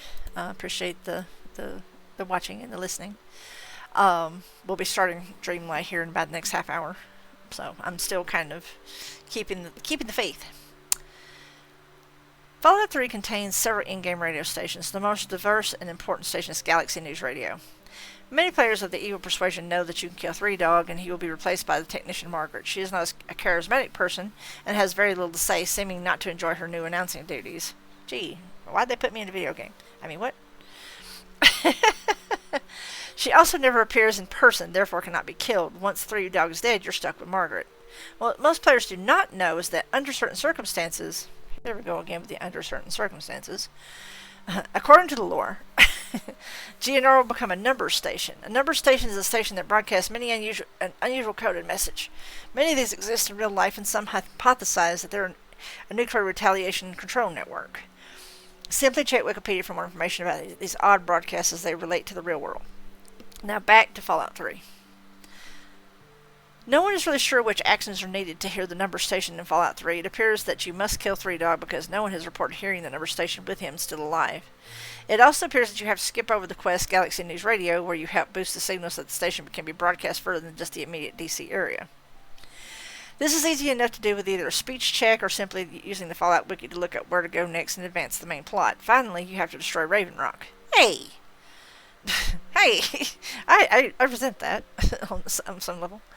This is the actual trigger to turn GNR into a number station, and it will remain such for the rest of the game. However, the vast majority of the players who perform these 3 actions will still continue hearing the standard GNR broadcast, so there must be several more requirements the community has yet to isolate. If you're lucky enough to have hit upon the right set of circumstances just after destroying Raven Rock, you will get the message, radio signal lost, and a few seconds later, radio signal found. You cannot, however, actually listen to GNR just yet because you didn't boost the signal and out of range of the broadcast at the exit of Raven Rock. Luckily, Raven Rock is situated in the mountains and is right near one of the few places outside DC that you can get high enough to catch the signal. So far, the confirmed location to hear GNR number signals are within the immediate DC area. Obviously, this is true for the regular GNR throughout the game. At the top of the Ferris Point Lookout, on the tops of some of the SATCOM arrays you can climb on the northwest map area, on the roof at Tenpenny Tower, though this may be within normal broadcast range anyway, feel free to playtest and get back to me on this. On the highest point of the broken bridge around Erifu, again, maybe within broadcast range anyway. On some of the highest points of the mountaintops in the area near Raven Rock, this is obviously your easiest chance to first listen to the number station. When you tune in, you will hear an old familiar voice, Three Dog, despite the fact you killed him earlier. However, you will quickly notice that he does not seem to be in character. So I guess it's not technically Three Dog, just the voice actor, Eric Dellums. He reads a series of numbers in a monotone, depressed-sounding voice. He always recites a list of single digits between 9 and 12 characters long. For example, 93791723034. Never ever uses a multi-digital number like 11 or 40. These numbers are followed by wildly varying lengths of Morse code. This is then followed by the song I Don't Want to Set the World on Fire. All of the music tracks seem to be inactive on the number station. The Morse code was the easiest part of the mystery to crack, as the code is widely available and many people actually know it by heart. We quickly had a list of great number messages in English. Some sounded completely mundane, even comical, such as "Wash the car today, maybe Chinese for dinner," or "Have you watched my YouTube video yet? I uploaded myself kicking bums in the nuts." You may be saying, but wait, YouTube doesn't exist in the Fallout universe, and you're right. As far as we could tell, all these messages sound like they were based in our reality somewhere near present day. Some of the messages, however, are quite sinister, such as, "The Queen has died today, the world mourns, and as on days like this, we are all Brits." Or, "I can't believe they actually done it, not long left the noise, I can't take the noise anymore, I have a pistol in the attic." Just recently, a player on the Wikio forums noticed the messages that were brought to light, the meaning of the messages. Just recently, a player on the Wiki forums noticed a message that brought light the meaning of all the messages. Let me get that right. He was reading a thread that collected all known messages transposed from Morse to English and saw the line 12055282010. What are you talking about? You'll be missed.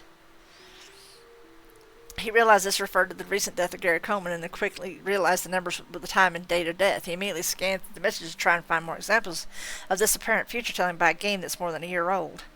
The next message he read shocked him and pushed him to enlist the aid of others to decipher the codes. The message was 9454202010. Accident in the Gulf, several dead, oil spill apparently averted. He realized that this was the BP explosion and the erroneous Day 1 assessment that the well was not leaking. From this point on, all numbers will be transcribed as times and dates. All times were given in game and military format and remain so in this document. Numerous members of the Fallout Wiki message board began looking over the messages to see what else we could learn. We quickly found that most of the dates were after the game had been released, yet oddly some were from the past. 2215, April 15, 1865. He is dead, and blame will probably be placed on that actor Booth. Johnson better not cheat me out of the payment. This shed new doubt on the official version of the Lincoln assassination. As the community quickly started piling up interpretations of the messages, the mods of the site summarily banned everyone who had posted in or even read the thread. All reference to the number station was removed from Fallout Wiki, and filtering software was put in place to prevent reposting of any relevant information. A few people, however, were trading emails and slowly finishing the translation of the remaining messages and putting dates to the existing ones. The Queen has died today, the world mourns, as on days like these we are all Brits. 402 March 19th, 2014. Have you watched my YouTube video yet? I uploaded myself kicking bums in the nuts. 24/16, December 24th, 2012. I can't believe Britney's actually won an Oscar. 21:33, February 27th, 2023. That didn't happen, thank God. That didn't age well.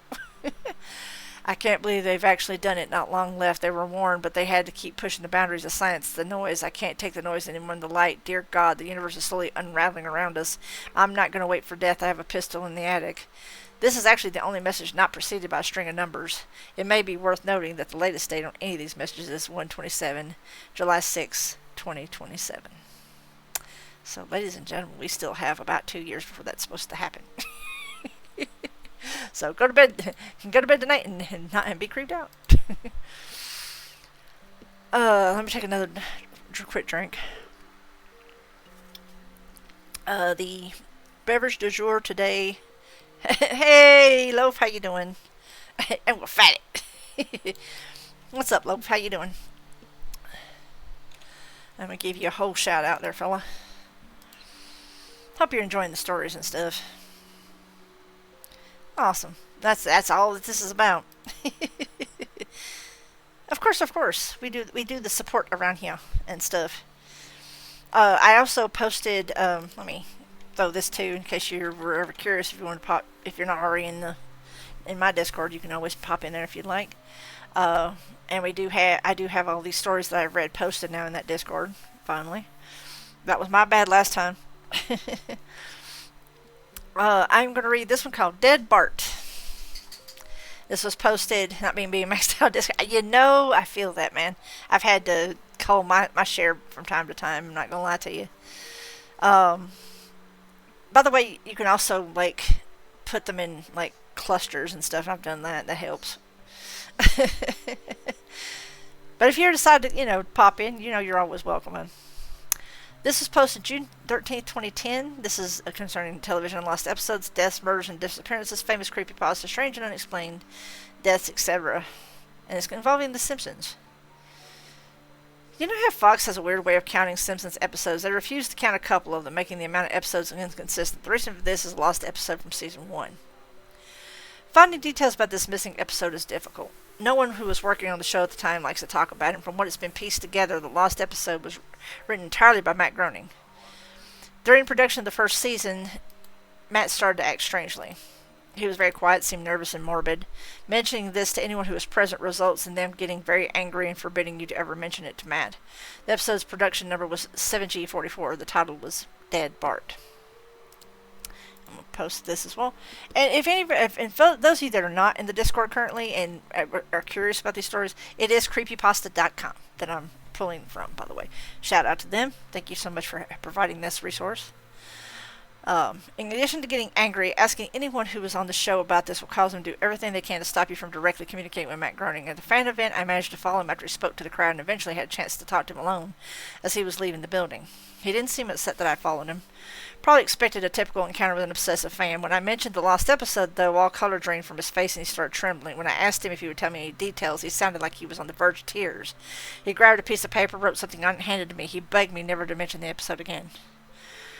The piece of paper had a website address on it. I would rather not say what it was for reasons you'll see in a second. I entered the address in my browser and came to a site that was completely black except for a line of yellow text, a download link, and I clicked on it. I say, there's your first problem. I don't care if he is an established artist and animator, and developer of a great show. Don't trust shit like that. Period. That's your first mistake. I clicked on it and the file started downloading. Once the file was downloaded, my computer went crazy. It was the worst virus I'd ever seen. I was like, well, you just cracked your shit. System restore didn't work. The entire computer had to be rebooted. Before doing this, though, I copied the file into a CD. I tried to open it on my now empty computer, and as I suspected, there was an episode of The Simpsons on it. The episode started off like any other episode, but had very poor quality animations. If you've seen the original animation for Some Enchanted Evening, it was similar but less stable. The first act was fairly normal, but the way the characters acted was a little off. Homer seemed angrier, Marge seemed depressed, Lisa seemed anxious, Bart seemed to have genuine anger and hatred for his parents. The episode was about the Simpsons going on a plane trip near the end of the first act. The plane was taking off. Bart was fooling around, as you would expect. However, as the plane was about 50 feet off the ground, Bart broke a window on the plane and was sucked out. At the beginning of the series, Matt had an idea that an animated style of The Simpsons would represent world represented life and that death turned things more realistic. This was used in this episode. The picture of Bart's corpse was barely recognizable. They took full advantage of it not having to move and made an almost photorealistic drawing of his dead body. Act 1 ended with a shot of Bart's corpse. When Act 2 started, Homer, Marge, and Lisa were sitting on the table crying. The crying went on and on. It got more pained and sounded more realistic. Better acting than you would think possible. The animation started to decay even more as they cried, and you could hear the murmuring in the background. This crying went on for all of Act 2. Act 3 opened with a title card saying 1 year had passed. Homer, Marge, and Lisa were skeletally thin and still sitting at the table. There was no sign of Maggie or the pets. They decided to visit Bart's grave. Springfield was completely deserted, and as they walked to the cemetery, the houses became more and more decrepit. They all looked abandoned. When they got to the grave, Bart's body was just lying in front of his tombstone, looking like it just did at the end of Act 1. The family started crying again. Eventually, they stopped and just stared at Bart's body. The camera zoomed in on Homer's face. According to the summaries, Homer tells a joke at this part, but it isn't audible in the version I saw. You can't tell what Homer's saying. The view zoomed out as the episode came to a close. The tombstones in the background had the names of every Simpson guest star on them. Some that no one had heard of in 1989, some that hadn't been on the show yet. All of them had death dates for them. For the guests who died since, like Michael Jackson and George Harrison, the dates were when they would die. You could try to use the tombstones to predict the death of living Simpsons guest stars, but there is something odd about most of the ones who haven't died yet. All of their deaths are listed as the same date. And there's actually YouTube videos that go along with that too. So, and I'm not like I said, I don't repost things like that. I figured y'all could take care of that yourselves. Everybody has the Google. Everybody has the creepypasta.com, so you can go to that and do the thing. There will be an ad break in about 5 minutes. I'm going to wait on that and eat a little bit more. I did not eat before I streamed, and I'm sorry. Okay, now I know I can't read that. Okay.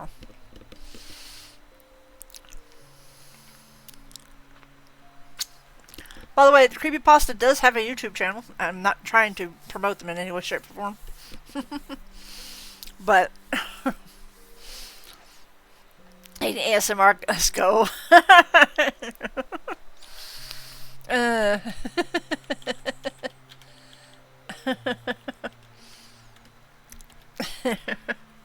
I try not to do the ASMR thing. I don't have a good enough microphone for that. Some people might get the wrong impression about my channel. Yes, I have a very uplifting creepypasta. I have a very uplifting. These have been like the intermissions, and kind of breaks. It's kind of like a good blooper reel for Supernatural. You got this really serious dark shit, and then suddenly it's like, ooh, food time.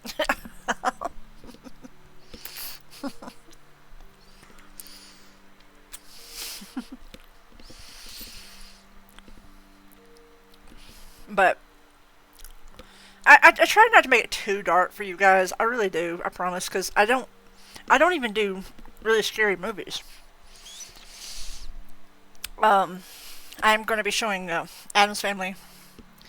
Yeah, there's something in the dirt eating pie. You know exactly.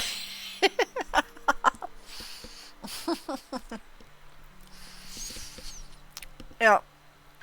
Well, see, I watched all of Supernatural, and I'm actually educating Bunny in that respect. And after every season, we watch the blooper reels, and she's like, "These people are such dorks," and I'm like, "Yeah, exactly," and that's what's so wonderful. It's currently on Netflix, but it's going to get pulled, I think, mid-December. I think they said, and we're trying to finish before. I think we're on season 12 right now.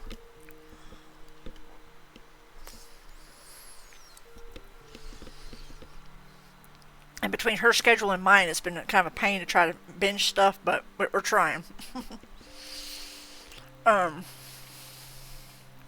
Exactly. I mean, It's good shit. And like I said, at the end of every season, we watch the blooper reel, and she's all like, "These guys are a bunch of dorks," and I'm like, "Yeah, exactly." You have to have this kind of sense of humor in order to do something as dark as Supernatural. I mean, 'cause Supernatural not is as dark as it could be, but it does get pretty bad sometimes. Um, that's the way I'm presenting like the creepypasta and the spooky stories and stuff, because it's like, okay, we're going to read this really intense story like I did the Ben Drown thing earlier, and the ad break popped before it was completely over, and I was like, I'm going to eat my tater tots during the ad break.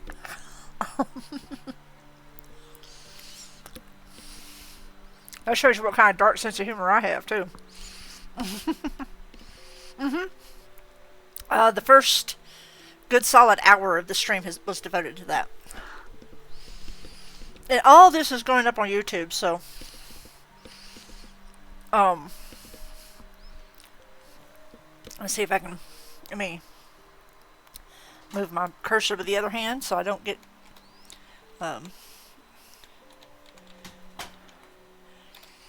there's all my social media and what have you. My YouTube link is on there if you'd like to like, follow, and subscribe and all that good stuff. All my clips, all my long form stuff, like the story reading, I'll end up there. If I had a better setup, I'd probably simulcast, but I still haven't figured out how to do that crap.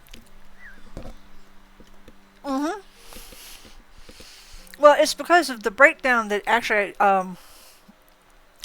Creepypasta.com actually talked about why that happened and why it was such a sensational story.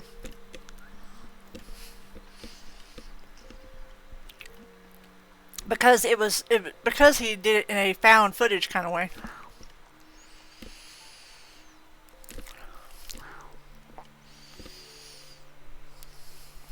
Kind of like they made reference to the Blair Witch Project being an example of what happened with that.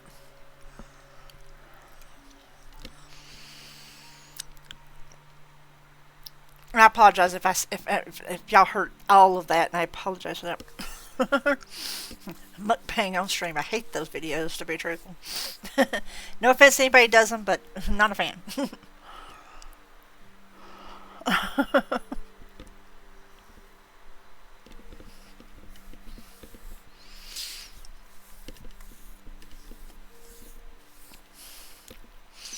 Now,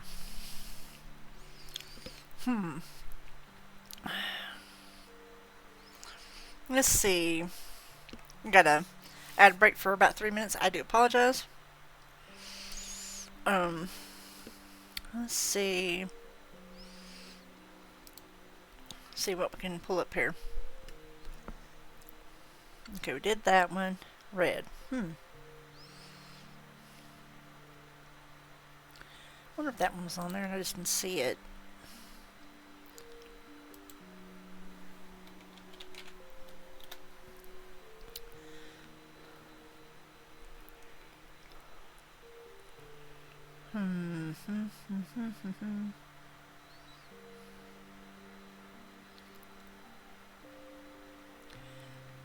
Actually, I could probably do that.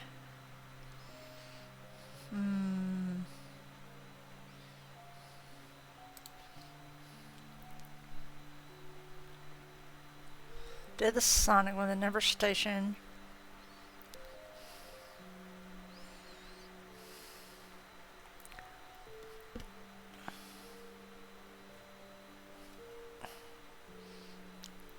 Nabis, stop.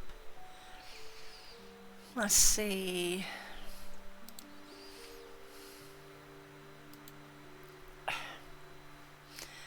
Nabis, stop.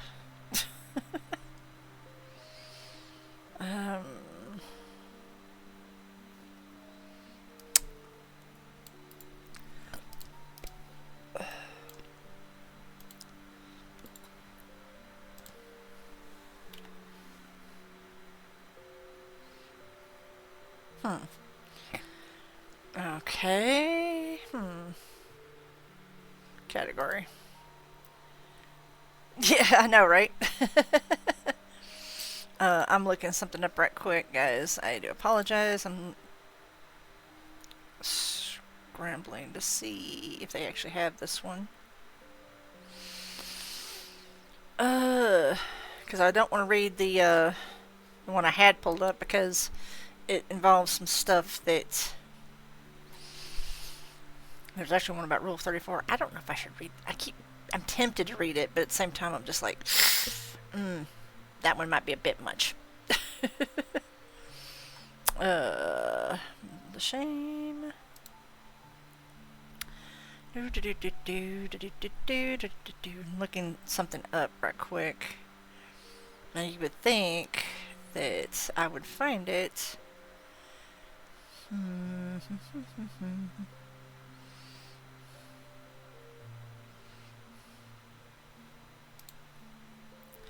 Got about 7 seconds left on that. I'm actually scanning through here because I could have sworn. There's the Herobrine. Okay, I needed that one. Welcome back from the ad break. I'm looking up something right quick. Boop. See, no post found. Okay, so they don't have it. How weird. Okay. Because apparently,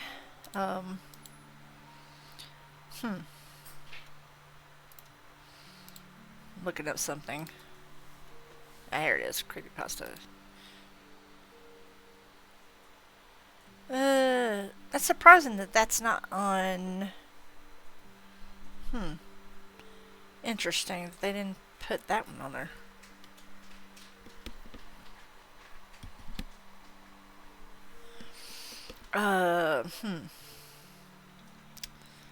Let's see if actually...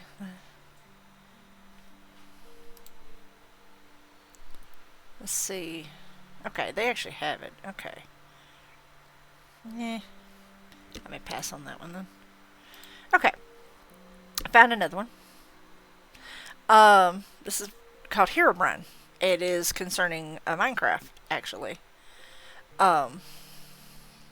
Estimated time reading 2 minutes. It's just a short one. I had recently spawned a new world in single-player Minecraft. Everything was normal at first as I began chopping down trees and crafting a workbench. I noticed something moving amongst the dense fog. I have a very slow computer, so I have to play with a tiny render distance. I thought it was a cow, so I pursued it, hoping to grab some hides for armor. It wasn't a cow, though. Looking back at me was another character with a default skin, but his eyes were empty. I saw no name pop up, and I double-checked to make sure I wasn't in multiplayer mode. He didn't stay long. He looked at me and quickly ran into the fog. I pursued out of curiosity, but he was gone. I continued on with the game, not sure what to think. As I expanded the world, I saw things that seemed out of place for the random map generator to make. 2x2 tunnels in the rocks, small perfect pyramids made of sands in the ocean, and groves of trees with all the leaves cut off. I would constantly think I saw the other player in the deep fog, but I never got a better look at him. I tried increasing my render distance to far whenever I thought I saw him, but to no avail. I saved the map and went on the forums to see if anyone else has found the pseudo player. There were none. I created my own topic telling of the man and asking if anyone has similar experience. The post was deleted within 5 minutes.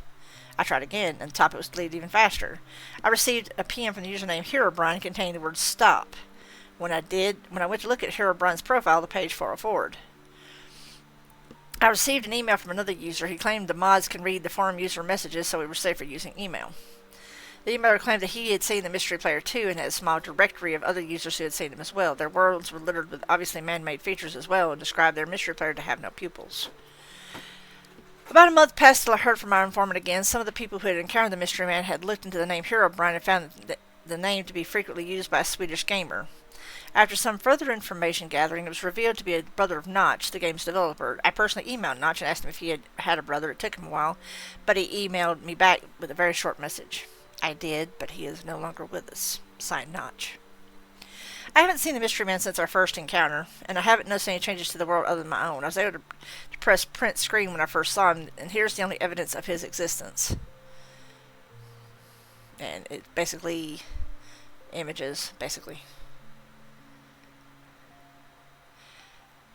The original Herobrine post on 4chan by an anonymous user, and then an upsized version of the image attached to the original post. The player-like figure is just barely visible to the left past the fog. The chicken does not seem to react to his presence. Basically, it's a little bit of haunted game again, kind of like with Ben Drowned. Sort of, but just sort of. I feel like they need to write more on that one. I feel like I need more on this. Okay. I'm going to go ahead and tell y'all this. I'm going to read this. I don't know if I should. I feel like I should and I should at the same time because I tell you what. I'm going to do two things. I'm going to paste it in the chat and I'm going to paste it in Discord. I'm not going to read on stream because there is content that might get me banned off YouTube. So, yeah. While I'm not going to read it, I'm going to let you guys read it and decide for yourselves. But fair warning, it is an NSFW type story. So, about waifus and how they can turn into grudge-like people. I keep reading it and I'm just like, I kind of want to read it, but at the same time, I'm just like, I know it's an 18 plus stream, but I also have to post this on YouTube, and YouTube's kind of picky.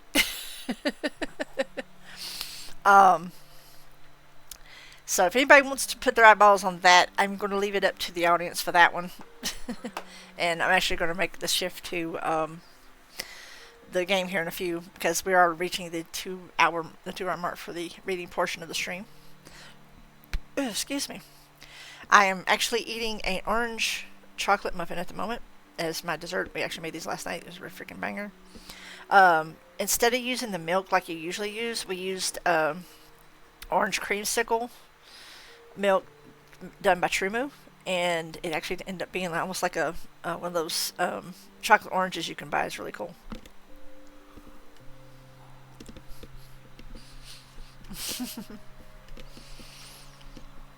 No, baby, you cannot have it. Anyway.